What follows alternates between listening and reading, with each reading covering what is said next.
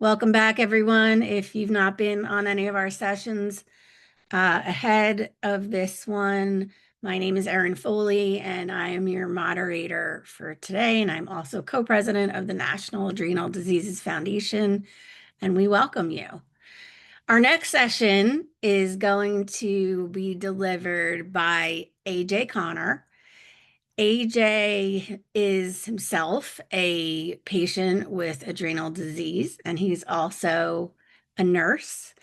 And he also generously donates his time to NADF as our Pennsylvania support group leader. And with that, we're going to run a pre-recorded video of AJ, and then he'll take some questions afterwards. Hello, everyone. My name is AJ Connor. I have been a primary adrenal insufficiency, also known as Addison's disease, patient for the last 10 years. And I'm also a registered nurse in Pittsburgh, PA. Today, I get the opportunity to walk you through how to give the Solu-Cortef injection in the case of adrenal crisis. So I'm going to go through a couple bullet points here before I actually show you how to give the injection. I'm going to highlight some topics such as who can adrenal crisis affect, when to give an emergency injection, and a couple of the smaller details about how to give the injection, along with a personal story as well, just to kind of give you guys an example on when you should utilize this injection. But first, I'm going to start off with who can adrenal crisis affect. Adrenal crisis can affect anyone with adrenal insufficiency. This can include primary, secondary, or central adrenal insufficiency. Whether giving yourself or having a caretaker administer an IM injection, it can feel very unsettling. But with the right education and guidance, which I hope to provide for you today, this step can really save lives. So next, I'm going to get into when to give the emergency injection. An emergency injection should be given immediately if a patient shows signs of adrenal crisis or is unable to take your oral steroid medication. Some situations, examples of this, include severe illness, so any high fever, vomiting, diarrhea, really where you can't keep that oral steroid medication down. That is a very major bullet point. Any major injury or accident that may occur to a patient that puts very high levels of stress on the body. Severe dehydration, sudden confusion, lethargy, loss of consciousness. Other symptoms: severe weakness, low blood pressure. We highlighted the nausea and vomiting, again, dizziness or collapse of an adrenal patient as well. So next, I'm just going to go through a little bit of a story. So hopefully this was a situation that occurred in my life very recently. And although I'm a registered nurse, I've given these injections, IM injections before.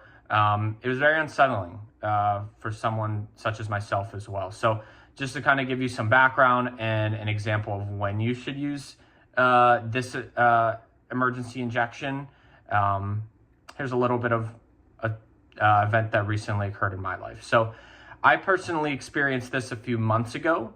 While sick with a stomach bug. I was unable to keep down any medications in the middle of the night, and I hesitated. I hesitated to give myself the injection. This would have been the first time I ever used the injection in my 10 years of being diagnosed with Addison's disease. My blood pressure was dropping. I believe the lowest it got was 80s over 50s. And I was becoming increasingly lethargic. Over the course of the next few hours, luckily, my vomiting subsided, and I was able to keep my medicine down, again, just a few hours later. The moral of the story is, even though I've given hundreds of IM injections as a nurse, I was scared to give one myself because I wasn't sure if the circumstances called for it. My hope is that this brings you comfort, this training, and clarity, so you don't second guess whether or not to give the injection, and then also how to give the injection as well.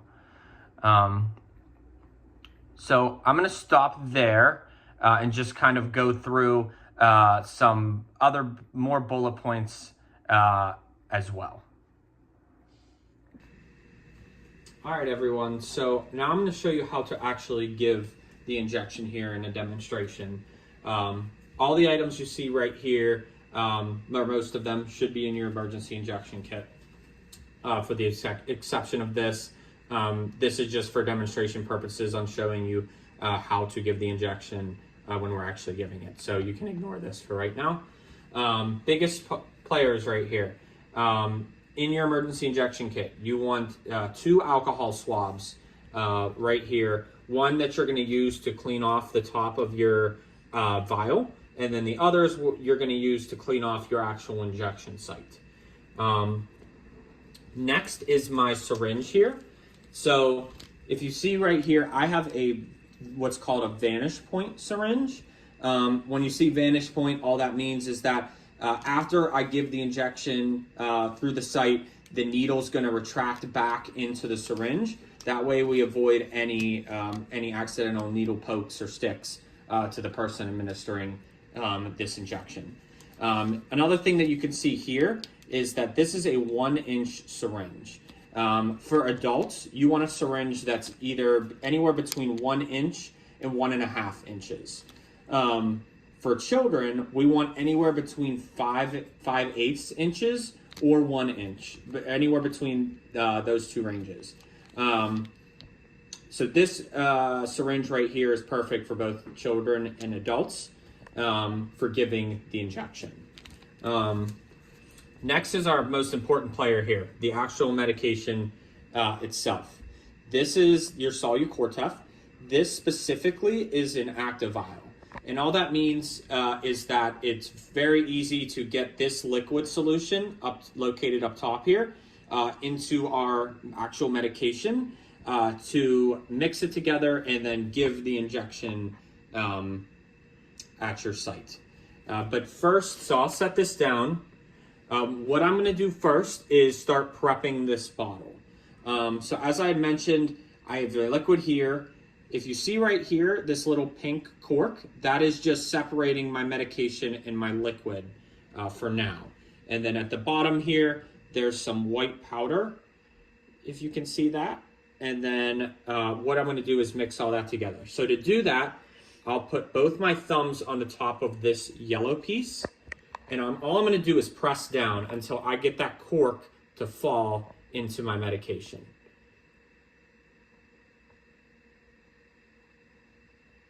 It's a little tough. So, all right. So now the cork's down. The liquid is going through.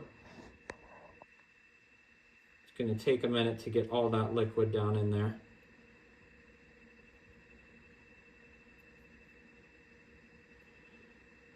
There we go. So now I have all my liquid down in here. What I'm going to do is next mix it together. So just to do that, I'll just flip it back and forth like this until I get all that white powder to dissolve into my solution.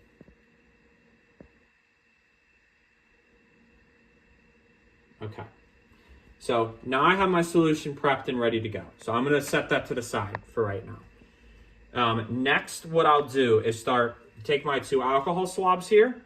I'm going to clean off the top of my vial. So I'll just give it a quick wipe here. And then I'm going to go to my actual site here and wipe that down. Now, the most important part here is you don't have to thoroughly do this, just a quick few swipes over the site. Same thing with the vial. We just want to prevent any infection. This is obviously an emergent situation. So another thing that I want to point out with this vial is that this is a 100 milligram 2 ml vial. So for adults, 100 milligrams is what you'll give yourself. So I'm going to pull all that liquid out and give that full injection of 2 mLs for the adult. For children less than 1, they are going to get 25 milligrams. For children between the ages of 1 and 5, they will get 50 milligrams. And then children greater than 6 years old, 6 or above, will get the full 100 milligram dose along with the adults. So I have 2 injection sites that I can choose from. I can either do the outer middle thigh, which is the fastest and most reliable, or I can do the deltoid in the arm as well. So either or, we can give this IM injection through. So I went through all of my dosages. I mixed my vial together. Very next thing that I'm gonna do is take my syringe here. So this is the syringe right here. I'm gonna take the cap off. Now be extremely careful because now we have an exposed needle. We wanna prevent any finger pricks or anything like that at all to the person giving this injection. So as I had mentioned before, so in our situation, I'm gonna pretend I'm giving this injection to myself.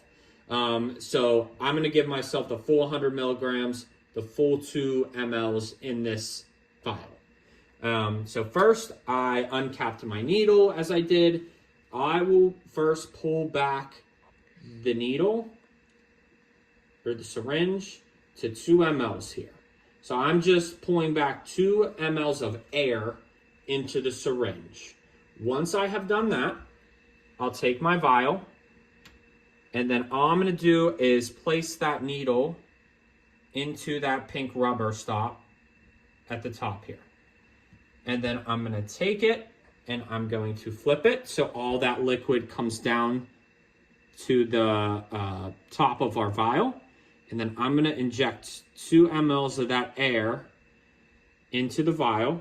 And this is gonna help us pull all that medication out a lot easier. So now I'm gonna pull 2 mLs of all this liquid out.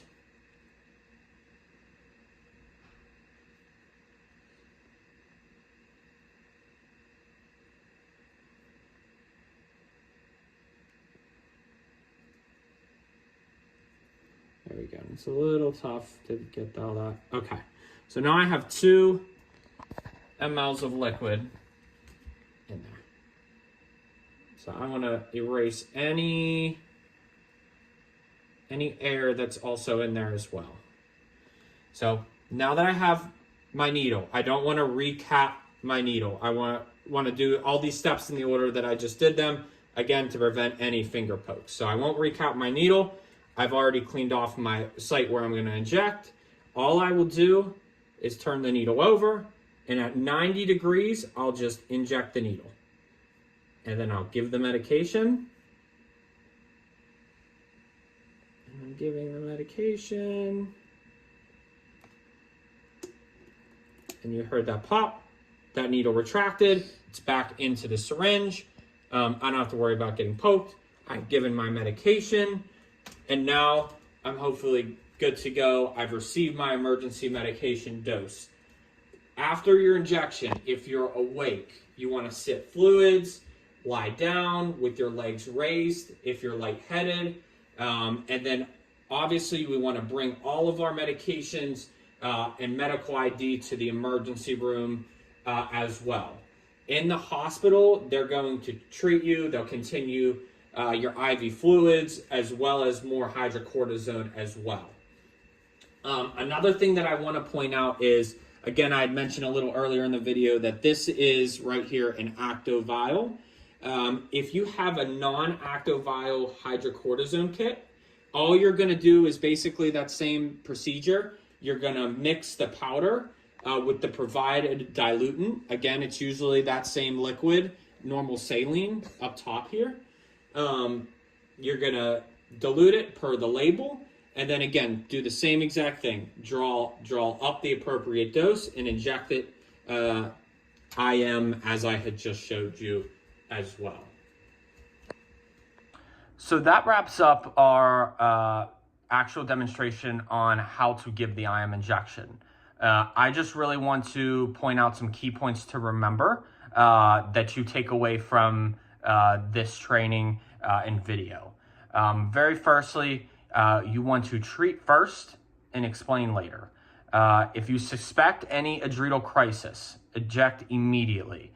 There's no toxic dose concern at the levels that you would be injecting with, and delay can be very dangerous. If vomiting prevents any pills and a second oral dose fails, if you can't keep that medication down in your stomach, use the injection and seek emergency care. And then very lastly, I can't stress this enough. Keep 2 kits, one to keep at your home, and then another for travel. Check expiration dates regularly and practice. Advocate for yourself with friends and family. Show them how to give the injection. That way, in the case where you may be in a situation where it's just you and a family member or friend, they can give you this injection if you lost consciousness or anything of that matter. So again, really educate those around you, advocate for yourself as a adrenal insufficiency patient, and let them know how to do this. It's always good to share with other people. That concludes everything that I have for you. I want to thank you so much for your time and for letting me walk you through this really, really important procedure. If you have any questions at all, please reach out to the National Adrenal Disease Foundation team and let them know if you have any questions. Thank you guys so much for your time, and I hope you have a great rest of your day.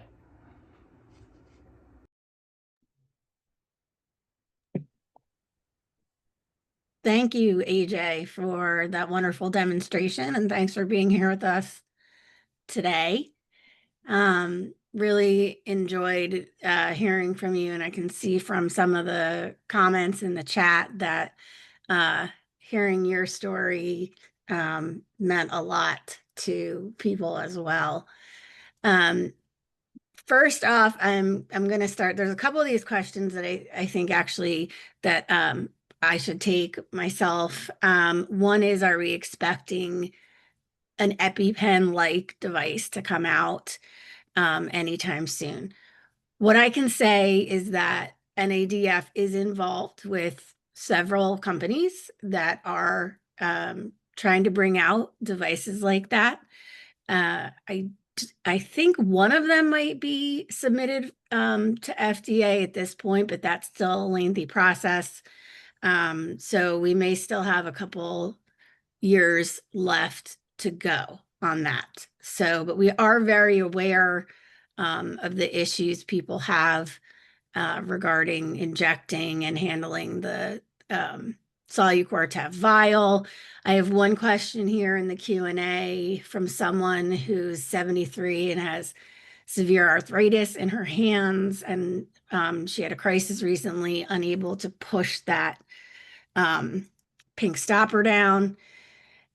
I would suggest for somebody like that you get the powder and a separate vial where you don't have to do that pressing part.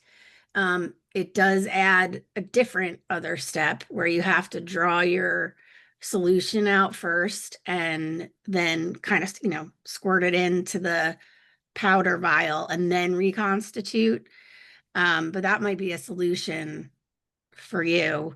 In that same vein of thinking, I cannot express enough that you should check when you pick up your prescription for your Solu-Cortef at the pharmacy.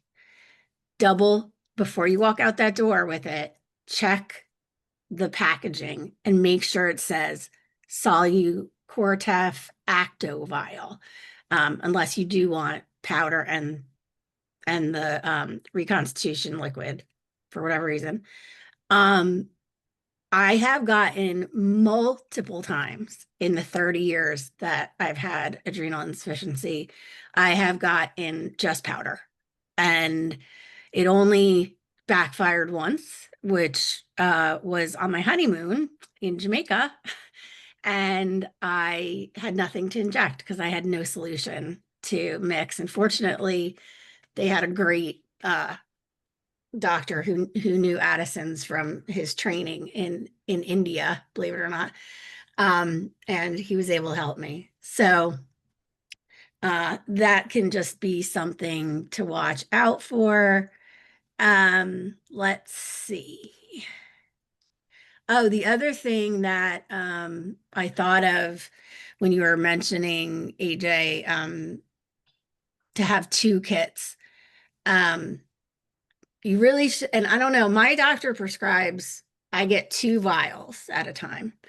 And recently I had a crisis, and I've only had a crisis two or three times in 30 years.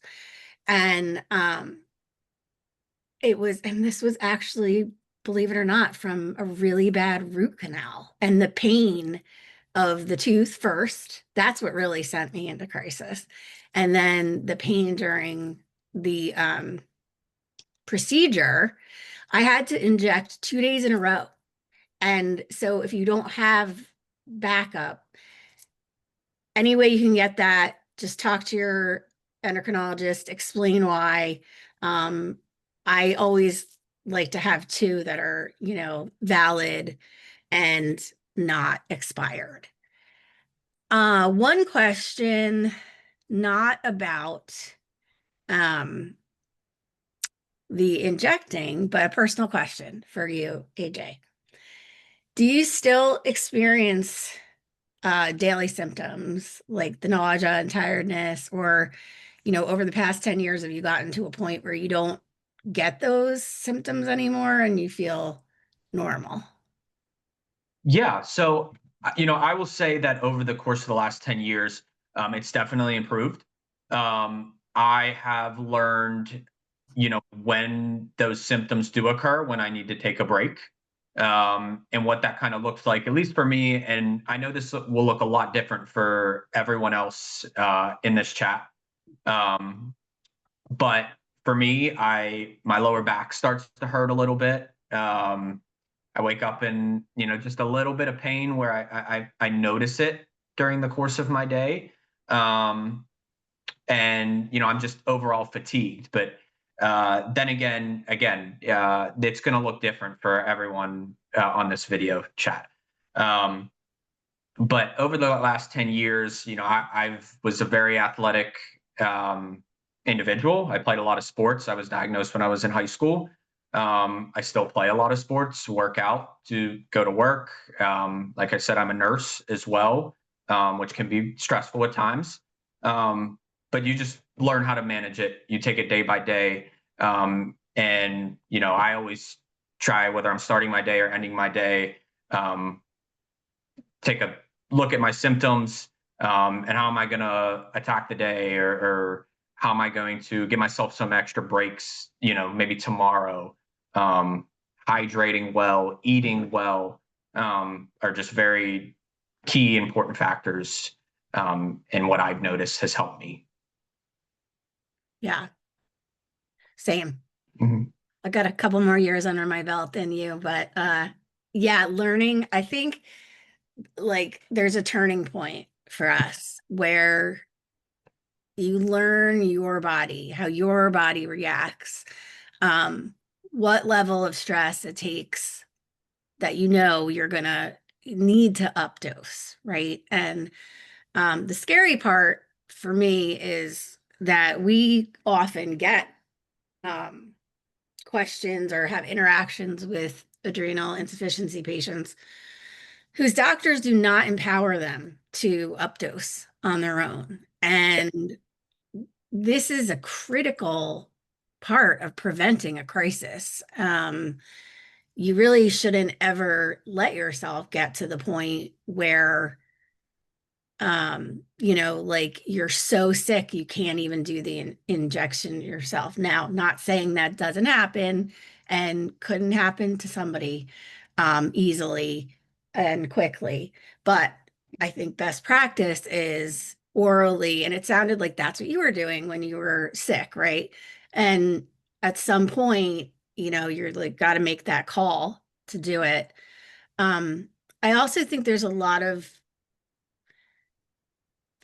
needle phobia that once you actually do inject yourself, um, is can be overcome. And so I would encourage those of you who, avoid at all costs injecting, that, the needle, and you saw the needle that AJ showed, it was long. It's a long needle. You don't have to stick it all the way in either. And it's long, but it's very, very thin, typically, as long as your endocrinologist, prescribes you that correct syringe. And if you do the injection correctly and really, kind of go fast, it doesn't even hurt really. But Mm. that does take some practice too. So I think somebody on here asked if we could show where on the leg to inject. I don't think we can do that today, but there is a resource on the NADF.us website, in which we do show someone actually injecting themselves and into the appropriate part of the outer thigh, the upper outer thigh. So there is some anecdotal evidence that people do find using subcutaneous injections. I don't think it's been properly studied, but anecdotally, I think that works for some people too. Another question we had is, can you define IM? And so some of us, I guess, who are like very familiar with clinical language, that didn't even occur to us. IM is intramuscular. And so the reason that some people will try injecting subcutaneously instead is it does tend to hurt less. But the intramuscular, the IM, is the appropriate technique, and that's how the studies are done. So, anything else you want to add, AJ, before we close out? Yeah, just to kind of build off of that, the last question that you had asked, I do kind of, just being truthful, when I was first diagnosed, it was a very much an uphill battle. I was sick every 2 weeks constantly until I got my routine down. My biggest blessing and saving grace, and I know she's on here right now, was my mom. Yeah, she's a Hi, pharmacist. Mom. Yeah. She was a blessing, and she still is a blessing in my life, in helping me control that and manage that every day. So, like at the end of my video, I pointed out, and I do this as a nurse every day for all of my patients as well. Be an advocate for yourself. I know Aaron had mentioned it before. There are even endocrinologists that, don't really listen as much as you want them to about your condition, and about what symptoms you're facing each and every day. Only your body and the way that you react to things, different stressors and situations in life. So really, put that out there, make that apparent to any medical provider that you're seeing, and just being well prepared yourself goes a very long way. So. Yeah, and I do want to just quickly address, there was one question about, I've tried everything when I go to the ER, the wallet cards, the printouts, a letter from my endocrinologist. And NADF is very aware of this situation occurring in nearly every state and nearly every hospital. And we are working with emergency medical services. And one of our speakers tomorrow is an expert in that. We have done a study on it to demonstrate, and we've found that 41% of the respondents to our survey were unable to inject themselves in crisis. And so that's why it's important to proactively try to stay ahead of it. But we can't always do that. I woke up in the middle of the night with COVID and 104 fever. I mean, there was no staying ahead of that game. Let's just say that. Yep. So thank you, AJ. Thank you for sharing your personal experience. Thank you for all your time volunteering for NADF. And we are going to get going with the next session. So I'll see you guys all over there. Thank you. Thank you, everyone.